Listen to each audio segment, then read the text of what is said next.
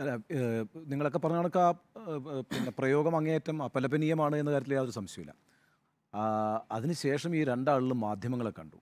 മാധ്യമങ്ങളെ കണ്ടപ്പോൾ നൽകിയ വിശദീകരണമാണ് അതിനേക്കാളും വലിയ വിചിത്രമായിട്ട് എനിക്ക് തോന്നിയത്. മാധ്യമങ്ങൾ മാപ്പ് പറയണത് മാത്രമല്ല, നിങ്ങൾ ഈ മാധ്യമപ്രവർത്തകർ പരസ്പരം ഇതല്ലേ പറയാറുള്ളത്. ഇപ്പം നിങ്ങളുടെ ക്യാമറമാൻ വൈകിയാൽ നിങ്ങളെങ്ങനെ പ്രതികരിക്കുക എന്ന് പ്രതിപക്ഷ നേതാവ് ചോദിക്കുന്നത് കേട്ടു.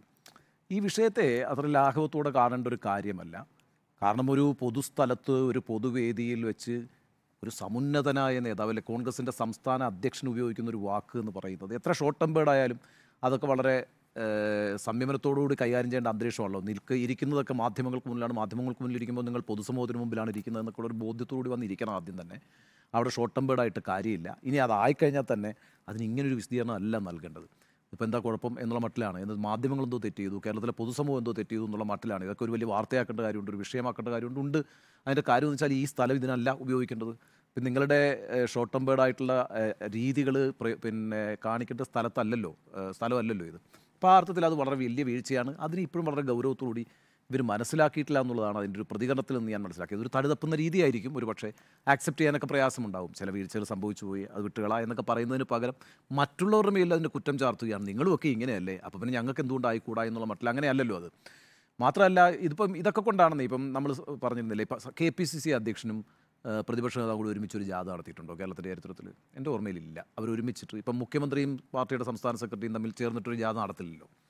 അപ്പോൾ സുധാകരനെ ഒറ്റയ്ക്ക് വിടാൻ കൊള്ളില്ല എന്നുള്ളൊരു പ്രശ്നമുള്ളതുകൊണ്ടാണല്ലോ VD സതീശനെ പിന്നെ അറ്റാച്ച് ചെയ്യുന്നത്. നമ്മുടെ മനസ്സിലാക്കലിൽ എൻ്റെ ഓർമ്മയിൽ ആദ്യം KPCC അധ്യക്ഷൻ്റെ യാത്രയാണ്. അതിനുശേഷം പിന്നെ അത് എന്തിനാണ് സതീശനെ അതിനകത്ത് അറ്റാച്ച് ചെയ്യുന്നത്? ഇയാൾ ഉണ്ടാക്കുന്ന കുഴപ്പങ്ങൾക്ക് ഒരു രക്ഷാപ്രവർത്തനം എന്നുള്ള നിലയ്ക്കായിരുന്നു. ഇടയ്ക്ക് എവിടെയോ കോട്ടയം സീറ്റിൻ്റെ കാര്യത്തിൽ തമാശ എന്ന് പറഞ്ഞു അല്ലേ. ഒന്ന് ആലോചിച്ച് നോക്കിയാൽ കോട്ടയത്തെ സീറ്റ് കോൺഗ്രസ് മത്സരിക്കും എന്ന് പറഞ്ഞു. അത് പറയുന്ന ആരാ? KPCC അധ്യക്ഷനാണ്. അതിനുശേഷം പ്രതിപക്ഷ നേതാവ് വാർത്താ സമ്മേളനത്തിൽ നടത്തുമ്പോൾ അത് തമാശയല്ലേ എന്ന്. അങ്ങനെ ഒരു തമാശയുണ്ടോ KPCC അധ്യക്ഷൻ പറയുന്നത്? അപ്പോൾ ഈ രീതിയിൽ വലിയൊരു ബാധ്യതയായിട്ട് സുധാകരൻ മാറുന്നുണ്ട്.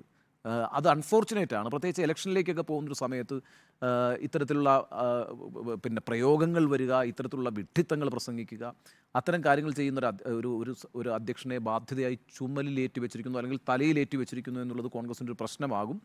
അത് കോൺഗ്രസ് ഗൗരവത്തോடு തന്നെ കാണണം. പിന്നെ ഇത്തരം വീഴ്ചകളെ വന്ന് മാധ്യമങ്ങളുടെ മുമ്പിൽ ന്യായീകരിക്കാതിരിക്കാം, വേണമെങ്കിൽ പ്രതികരിക്കാതിരിക്കാമായിരുന്നു ഈ വിഷയത്തിൽ. അത് ചെയ്യുന്നതിന് പകരം അതിന് ന്യായീകരിച്ച നടപടിയാണ് അങ്ങേയറ്റം ഖേദകരം എന്നാണ് എൻ്റെ ഒരു അഭിപ്രായം.